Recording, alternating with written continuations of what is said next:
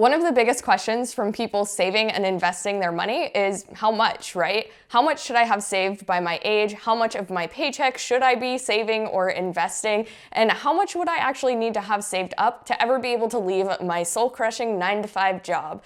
Well, these questions are going to depend on three main factors. If you have debt, how much you make, and how much you spend.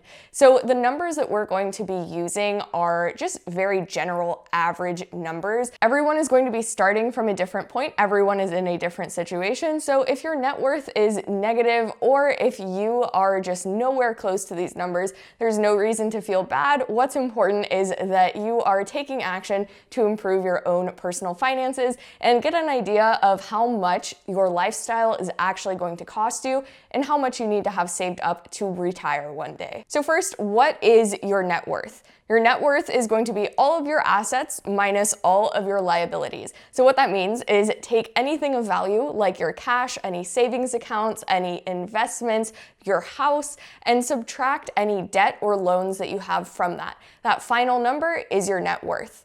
It's super important to actually keep track of this so that you can get an idea of how much you are actually saving and where that money is going. And whether you are in the paying off debt stage or you're saving money, it can be super helpful to actually see your progress over time. So it doesn't really matter how you do this. You can use a spreadsheet like this one, which I'll have linked in the description. You can use an app. You can even do it on a piece of paper, as long as you're doing it somewhere where you can find it and keep track of that progress and check in with yourself. That is the goal. Okay, so how much would you actually need to be able to retire one day? That number is usually going to be calculated by taking your monthly expenses, so your needs, wants, luxuries, everything, and multiplying that by 25. That's going to be the number that it takes for you to retire. This is based on the 4% rule. Basically, this rule says that if your investments are growing at a rate of 7%, then you can safely withdraw 4% a year and continue to live off of your investments. What would this number likely look like? The Bureau of Labor Statistics has reported that the average American household spends about $60,000 per year. And keep in mind, this is families of 4, this is couples sharing expenses, this is single people on their own. So your expenses may vary greatly from this. That's why it's best to figure out your own numbers. But we're going to use that $60,000 average as our baseline for this example. When we multiply $60,000 by 25, that means that you would need about $1.5 million to retire. Now, $1.5 million, that sounds crazy. That sounds like a lot. So how do people actually reach that? The key is going to be investing in things that are earning you money through compound interest. So when you potentially see that $1.5 million amount as how much you need to retire, don't panic, because that isn't $1,500,000 of your own money. What's happening is that a large chunk of that is actually earned through compound interest.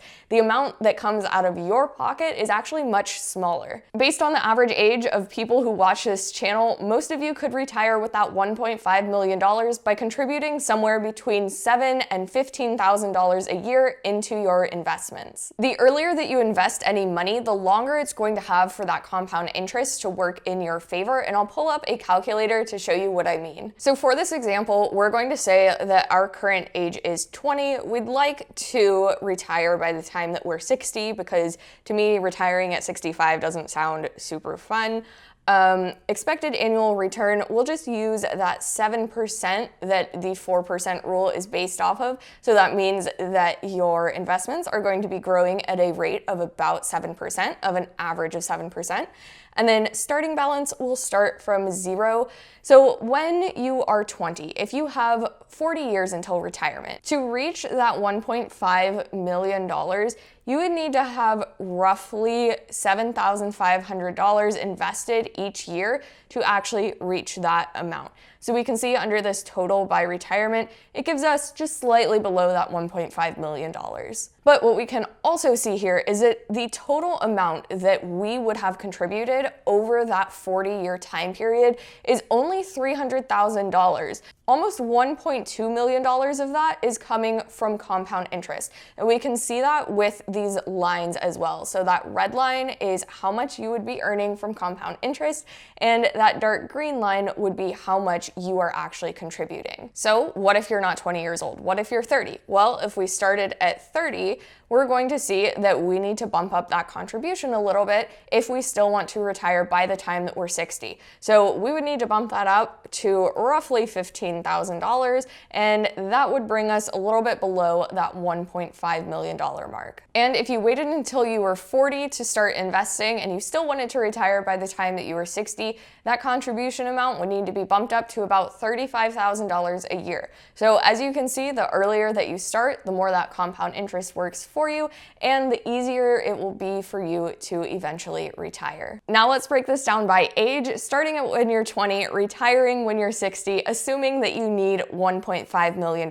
Where do you need to be by age? Starting at age 20, your net worth is likely going to be zero or even negative. Most people are still in college or just beginning some sort of trade school or career. A stretch goal for when you're 20 would be to have $7,500 saved up from high school jobs, college jobs, side gigs, summer jobs, but most likely your net worth is probably going to be zero or negative, and that's going to be pretty much in line with everyone else. But there are a few other financial goals that you should have in your 20s as well. Number one, open up your first credit card and start working on building a good credit score. Make a plan for paying off your debt, whether that's student loans, car loans, your credit card debt. Have a plan for paying that off. Start an emergency savings. And if you do have that $7,500 saved up from previous jobs, maybe that can go towards your emergency fund. The downside of that is that it likely won't be earning you much in interest, but your savings are still part of your net worth and do still count towards those retirement goals. And open a retirement investing account. The easiest ones to start with are a Roth IRA or a 401k through your employer if they offer you one.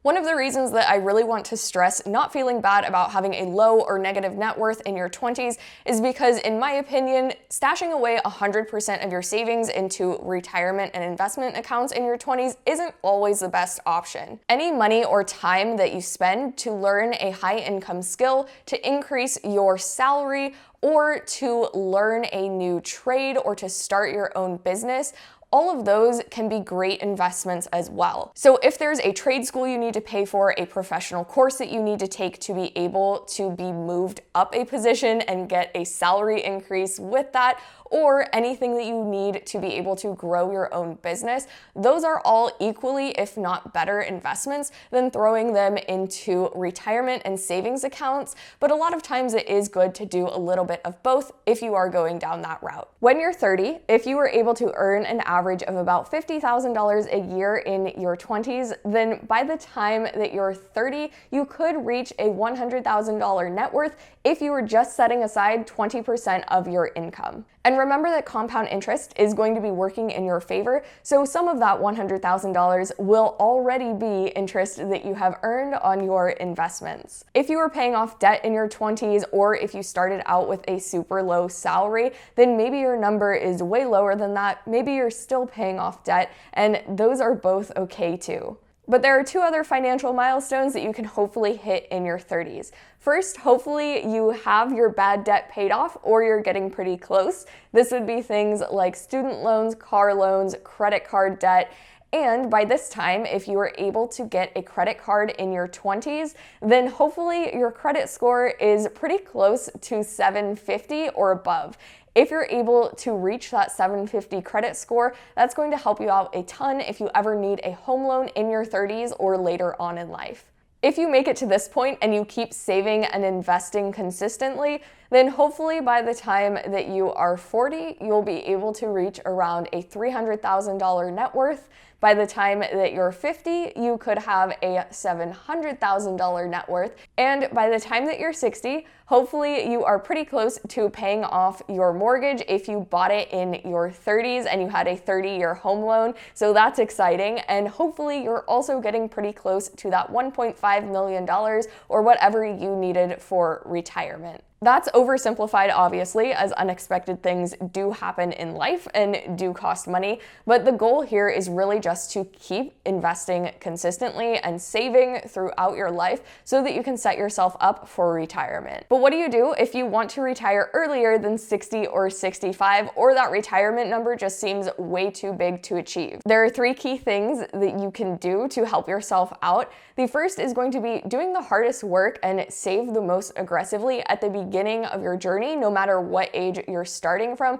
so that you're able to let that compound interest work for you. The second is going to be finding ways to earn more money or to get raises, to get promotions, and that is easier said than done, but any extra side hustles or money that you can earn and put towards investing is always going to help you out. And potentially the biggest thing is going to be finding ways to reduce your expenses. So maybe you could house hack and rent out an extra room in your house and use that money towards investing, or maybe you can just find other ways to reduce your biggest expenses, which are usually housing, transportation, and food.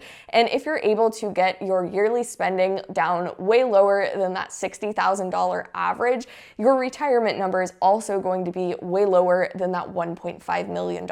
So if you guys have any cool ways that you've been able to reduce your expenses, increase your income, maybe start a side hustle, or if you've already reached financial independence, leave your stories in the comments and I'd love to read through some of those, and I will see you guys next time.